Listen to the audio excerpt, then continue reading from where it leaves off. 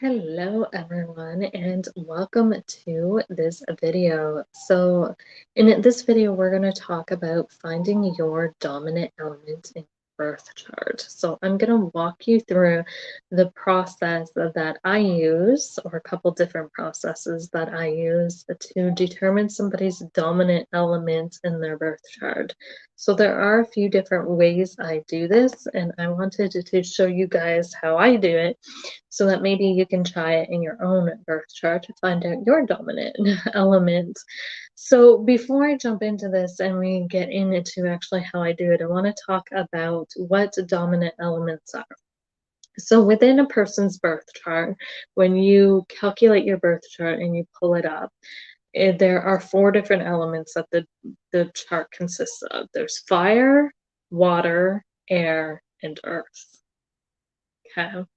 And all of these 4 elements mix together in different ways to form our personalities for ourselves. And when we're looking at elements within our birth chart, we're looking at different parts of ourselves. So our emotional selves, our mental selves, our intellectual selves, our energetic selves or spiritual selves, as well as our physical selves, right? So you see this come out in different ways, okay? So people with water or a lot of water in their chart tend to be very psychic, very sensitive, very emotional. People with a lot of air in their chart tend to be very intellectual, very social, very conversational, very up in their head. People with a lot of fire in their chart tend to be very active, very spirited, free spirits. They're always going, go, go, go, go, go kind of people. They're very motivated, they're very willful. And then people with a lot of earth in their charts are very practical, they're grounded, they're down to earth kind of people, right? So you can see how these different elements play into our personalities. So we can find out what dominant element we have in our charts by looking at our charts. When I say dominant, I just mean what our strongest element is in our personality. Now, sometimes this shows, sometimes it doesn't. We can also sometimes this strongest element connects into what element we connect to magically. Other times it doesn't. Okay, this is just to show you guys what element you might connect to strongest, but what element is dominant within your personality as well, based upon your birth chart. Now, if you want to know kind of what element you connect to when it comes to magic, that's a whole other, I can do a different tutorial on that if you guys are interested in that. But for right now, we're just going to stick with personality. So what's your dominant element within your personality? So to determine that, we have to pull up a birth chart. So to do that, I'm going to share with you guys my screen, my whole screen. So if you see things pop up, notifications and stuff, I apologize.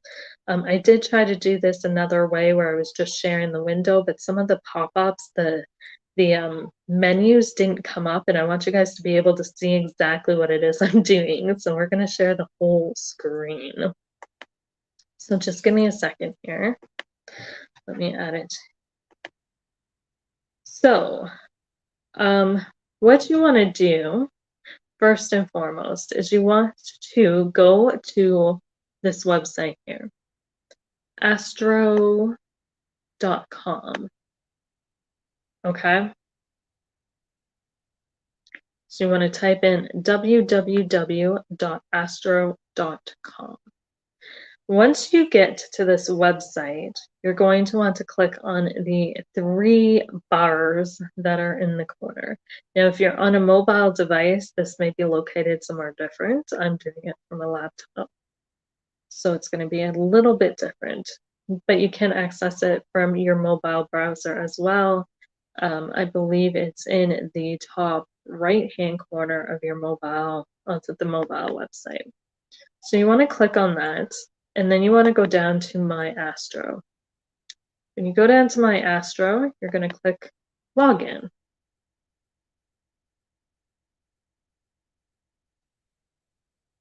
So when you pull, let me just hide this. So when you go into the login, right, it's going to ask you to log into your registered user profile. Now, chances are you're not going to have a registered user profile, so you want to scroll down to the bottom of the page. And here is where it says if you don't have a registered user profile, you have the following options. So it gives you two options. You can create a horoscope immediately as a guest user, or you can create a free registered user profile. So if you create a horoscope or a birth chart as a guest user, once you log out of the site, all your information gets erased. So when you log back in, you have to re-enter all the information again. If you create a free registered user profile, you can store the information even when you log out. So you can log in from a phone, you can log in from a computer, you can log in through any device, log into the website, and all your information is stored. So you don't have to re-enter anything. Registered user accounts can hold up to 100 different charts, whereas if you log in as a guest, you can only store 4. And like I said, if you log out or you get logged out, all that information is erased and you have to put it in again as a guest user. Whereas if you create a free registered user profile, it's all stored. Even if you get logged out, all you have to do is relog back in and all the information is still there. There's also an added level of security as well to the free registered users. Okay. But for the purpose of this this tutorial, we're going to click on Create Horoscope immediately as a guest user. So once you do that, a pop-up will come up either on your mobile or on your laptop. This is just a data privacy information. And this is another reason I like Astro.com, because it does come up with this saying that any information you put into the website is confidential. And it does, the website protects the data and the confidentiality in accordance with the statutory data protection regulations. Okay, so any data you put into this website is confidential and is protected, which I haven't seen come up in any other website that I've used. So I feel like that's important. Maybe that's just me being a Scorpio. I like my privacy, my confidentiality, but I feel that's important. So that's a little thing that I like about this. So once you click the I accept, it's going to bring you to the birth data entry. And this is where you enter all of your information. Okay. So for instance, we're just going to make something up. We're going to say Katie. We're going to put them as female. So you type in their first name. You can put their last name if you want, that's optional.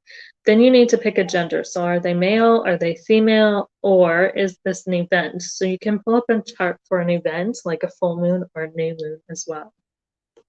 The next thing you put in is their birthday. So we're going to say the 23rd of, oops, maybe, what do we want, July 2018. We'll say 6 a.m.,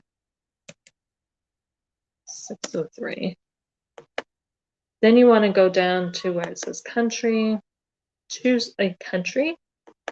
I'm going to say Canada, maybe we'll say Toronto.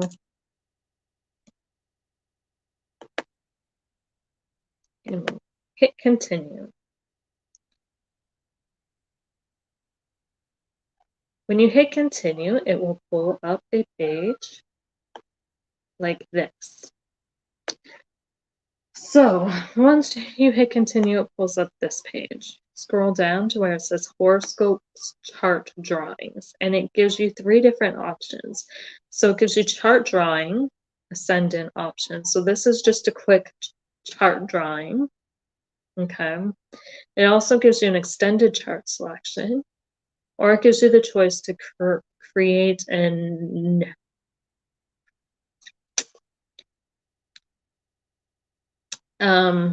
not necessarily a chart, but how do I explain this?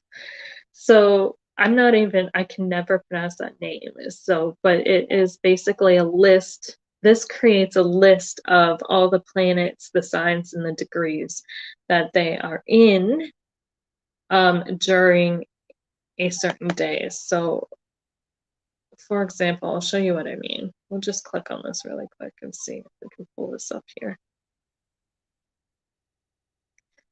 So we're just going to create one for 2021, and I'll show you guys what I mean, because it's probably easier to show you what I mean than to try and explain this.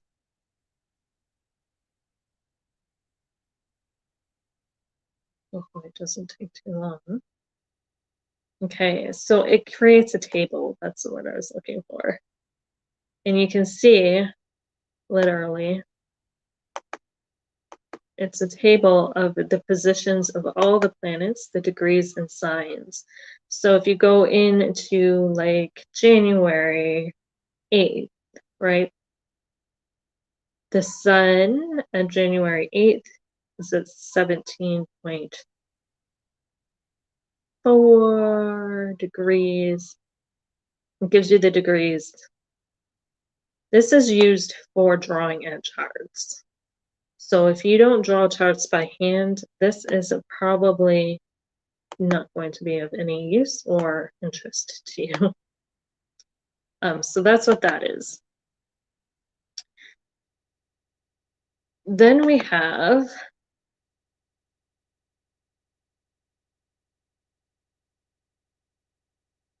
the chart drawing, which just pulls up your chart. So it draws out your chart really quick, pulls up your chart. Just give me a second. My computer's a little slow. It's thinking. So as you can see here, it pulls up your chart. Now, the house system, you have no choice over. So it pulls up the chart. It generally puts it in the placidus house system. Okay. And it just draws the chart any which way it chooses. So typically I use this sometimes, but I don't use it often. What I use more is the extended chart section. So here you can choose extended chart selection and click on that.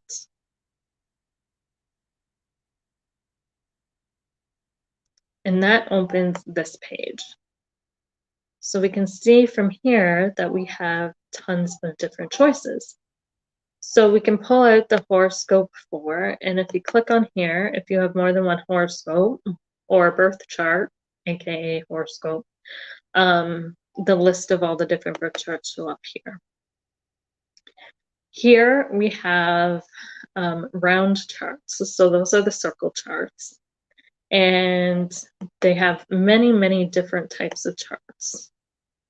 So you can see like tons and tons and tons and tons.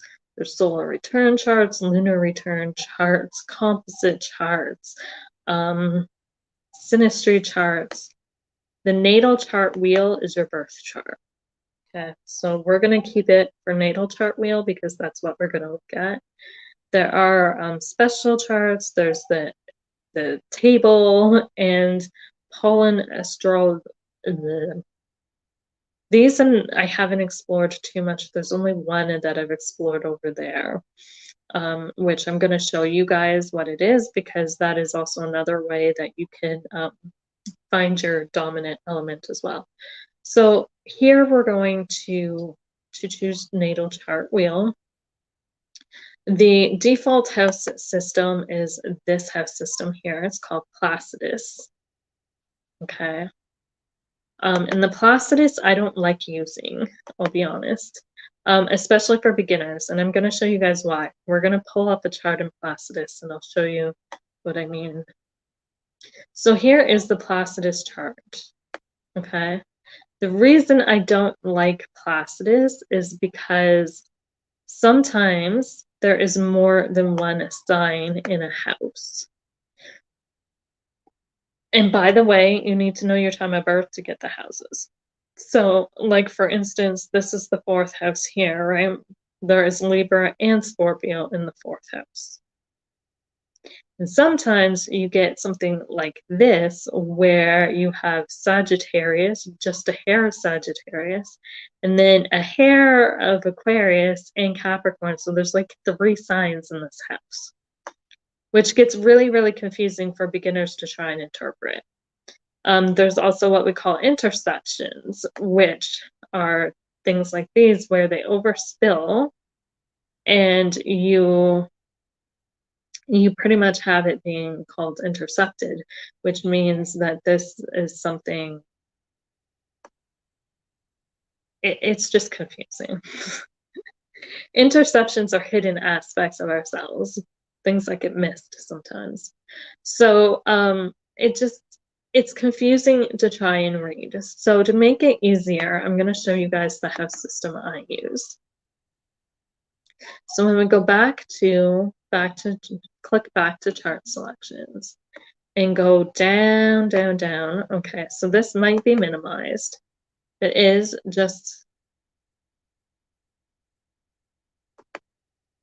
okay, so if it comes up like that, you want to click options for zodiac houses and houses. And you want to go down to where it says whole signs. Okay, and then click whole signs and click here to show chart. So when we go to whole signs, this is the reason I like using whole signs as opposed to the placidus system, is because you only have 1 sign per house. So Leo is in the 1st house, Virgo is in the 2nd house, Libra is in the 3rd house. It's much easier to read, I find, for beginners, okay? It's just easier for beginners to read. Once you learn the basics, once you learn how to read a chart like this, reading something like the placidus chart, it's not as hard as it would be for a beginner to try and learn how to read it. Okay, so I always say start with the whole house system as a basic and then move to the placidus. Now the placidus, unfortunately, is what most websites generate their charts in, so that's why a lot of people too get confused as well. And that's why some websites will let you choose the different houses, other ones don't. Same with the apps. Most apps will use the placidus house system, and some apps will let you change the house system, others won't. So it just depends, right? But I like to use the whole house system because it is easier. You only have 1 sign per house. So when you're fitting the puzzle pieces together, so to speak, it's a lot easier. You don't have as many pieces to put together. As well, when you're switching, if you switch systems later on, so say you start reading the Western and you want to switch to Vedic astrology. Vedic astrology is also based off of a whole house system, so there is only 1 sign per house. So it makes it easier to switch between and learn the different astrology systems, I find anyways. So that's just why I prefer the whole house system. So to get into what I was going to show you guys as to how to determine your dominant element, we're going to go down here and we're going to look at this square. So Astro.com kind of summarizes your whole chart in this square down here. So this square puts the planets and signs into everything. Puts the planets into all the signs and modalities. The modalities and elements, so sorry, it puts the planets into the modalities and elements. So up at the top, we have the modalities of each sign. So we have our cardinal signs, our fixed signs, and our mutable signs. And then we have the elements, fire, air, earth, and water down the side. So when I am looking at charts and dominant elements, I don't look at the AC. I don't look at the North Node, which is the horseshoe kind of thing. I don't look at Chiron, which looks like a skeleton key, and I don't look at the MC. Now, the reason I don't look at these is because these vary depending on different things. So circumstantial wise, if you don't know your time of birth, you won't know your MC and you won't know your AC. Your ascendant and your MC are both determined by the house system. And to get your houses, you have to know your time of birth. So a person who doesn't know their time of birth, that eliminates these. Chiron, depending on what app or website you're using, isn't always added into the chart. Sometimes it has to be added in. So I scratched that out because it isn't always there. And the North Node usually is always there, so you can count that in if you would like. But I don't, just to keep it like an even 10. I feel like usually the planets are going to appear in whatever are always going to appear no matter whether you know your time of birth or not, and no matter what chart you're generating, right? It's always going to have the 7 planets or the 10 planets in it, sorry. Western astrology will use the 10 planets. So any planet you see in our solar system, got to remember our schooling, right? There's the sun, there's Mercury, there's the moon, there's Mars, Saturn, Pluto, Uranus, Venus, Jupiter, and Neptune, right? Those are our 10 planets. So any of those 10 planets is what I count up. Anything other than that, I ignore. Okay, and the reason why too is it's easier to figure out a percentage from 10, right? We know that 1 out of 10 is 10%. 2 out of 10 is 20%. It makes it easier rather than trying to figure out percentages of that, adding up. There's 1, 2, 3, 4, 5, 6, 7 here out of I don't know how many, right? 7, 8, 9, 10, 11, 12, 13, 14. So 7 out of 14, we'd have to divide that, right? And then get a percentage, which is half, 50%. But it just makes it easier, right? 1 out of 14 is what percentage? You would have to mathematically calculate that. I feel like 10 is easier to mathematically calculate in my head as well. So that's why I just use the planets, because they're universal. They show up in every chart, no matter what website or app you use. They also do not require a time of birth. And they're just universal. And it's just a nice round number to use.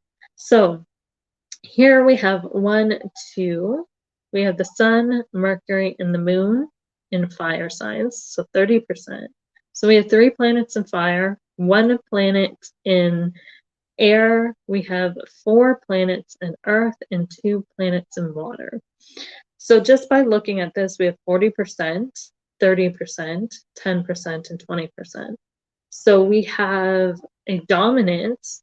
The majority of the planets are in Earth. So that makes this person Earth dominant. Okay.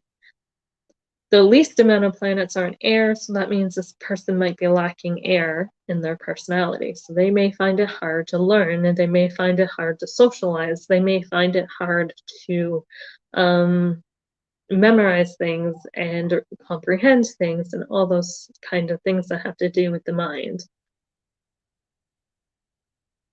and communication. So that might be what they lack. They're just not good at that. But they are very practical. They're good at working with their hands. They're very down-to-earth people. This is a very down-to-earth person. They're probably very good at working with their hands and creating things and doing things that involve everyday life and the physical stuff, maybe even working with money, building things, that kind of thing. So if you don't have access to this square down here, another way you can do this is count it up in your chart, okay?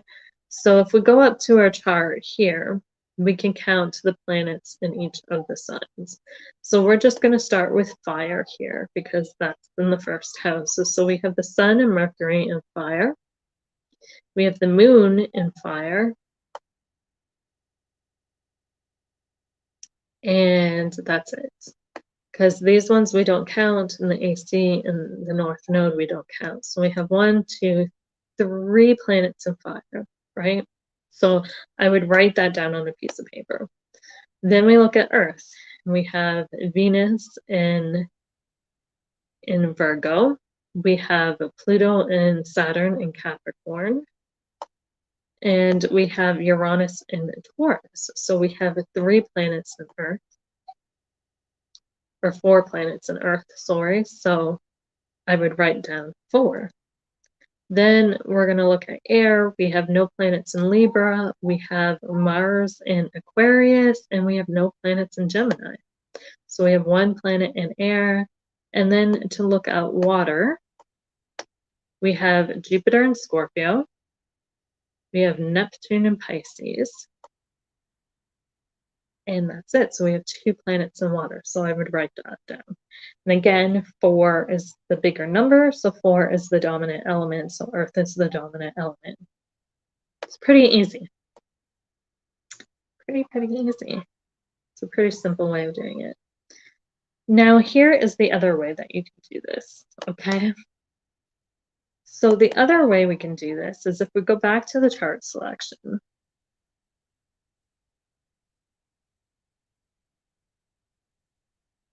And we go down to the Pollen Astrology.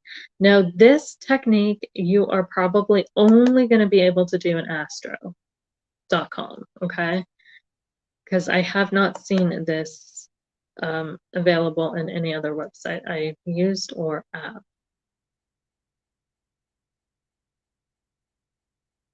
So we're going to pull up the Pollen Astrology.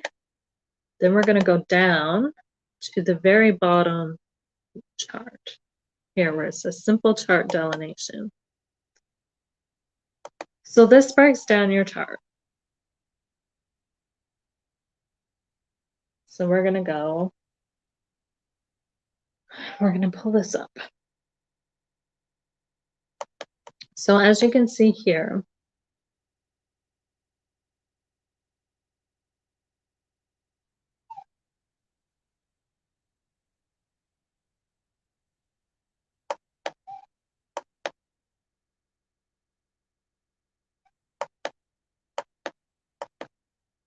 so this kind of breaks down the chart through all the signs, through all the houses, through all the aspects as well, and it breaks down the meanings. So for instance, here we have Jupiter in Scorpio in the 4th house. This person's enthusiastic, faithful, wise, expansive, spontaneous nature is penetrating, suspicious, introspective, and desires to transform and remove outer masks. Most often, this manifests in the area of life dealing with imagination, fantasies, inner feelings, and domestic life. So, I mean, it doesn't go into great detail, and sometimes this could be a bit confusing if you try and read it and you don't understand.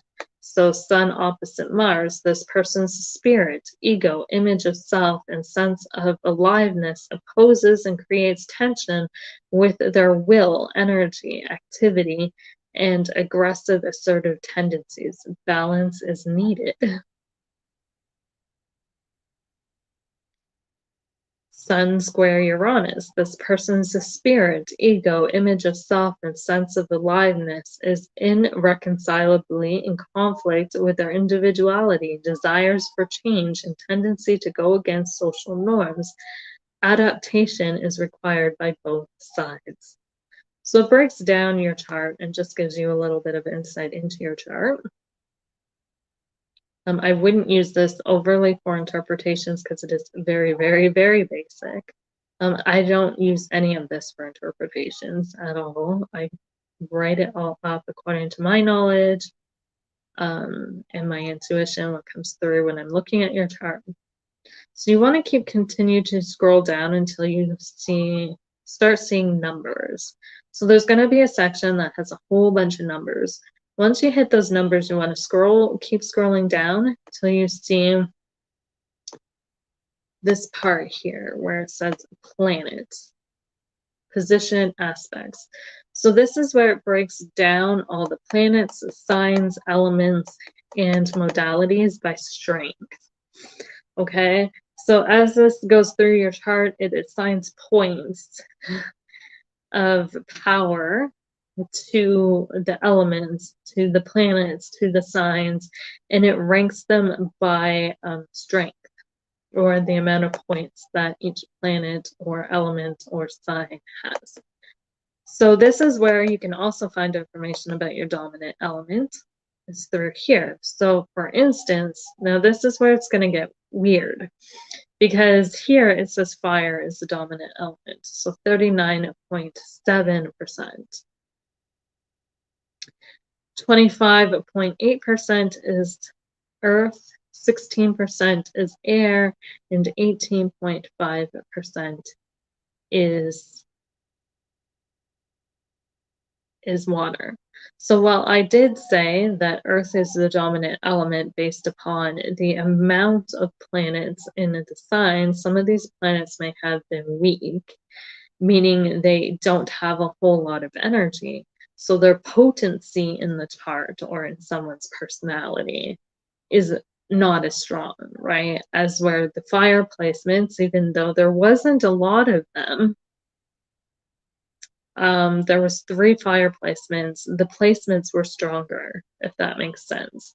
So there is a stronger influence of fire in this person's. Does that make sense? It might not, and that's okay. But just know that this is another way of doing that. And again, leave it up to your intuition. So sit with that. If you find that this says one thing and the way you were looking at it says another, sit with it. And you might find that you connect with both those elements, that you connect with fire and you connect with air or earth, right?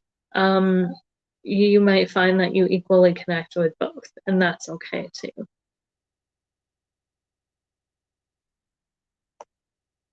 So this is just one way of determining another way of determining your dominant element. At the end of the day, it's you. Whatever you find, you connect with. It is also important too to remember that our personalities shift and change over time. So what we connected with when we were born might not be what we connect with presently. So even though I'm saying like this person has a large amount of planets and Earth, so that makes them like strongly connected to Earth, but they also have strong planetary placements in fire. Let me pull up their chart and see. So what is in fire? We have the moon in Sagittarius, the sun. Okay, so the sun in Leo, because the sun is dominant, adds extra power to the sun rules Leo, so that adds extra power to fire, right? So you can think of it that way. And that's why I said like they mark or point the planets and the signs and everything according to what planets are in them and where the planets are placed and stuff, so that they have different amounts of strength or influence in the birth chart. And that's where the numbers and the calculations from the other one comes from. However, just looking at this, like I said, you have a lot of Earth placements as well. So you do have a strong Saturn placement, but Saturn is retrograde, which weakens it a little bit. So it's not, so Saturn retrograde in Capricorn isn't as strong as the sun in Libra, or not Libra, the sun in Leo, sorry. And that is why, this person, according to the calculations, might have a stronger fire than an Earth. So yeah. If this Saturn wasn't retrograde, it might be a completely different story. But that's just an example of how I do it. And like I said, it's important to understand that these are the energies of when you were born. So you change and shift over time. So you might not connect with the same thing all the time. Okay, so you might find for a period of time you don't connect with a certain thing. Like maybe for a period of time I don't connect with water as much as I used to. That's because my personality has shifted and changed throughout the year, you know? So it just depends. Okay, so I'm gonna stop sharing that.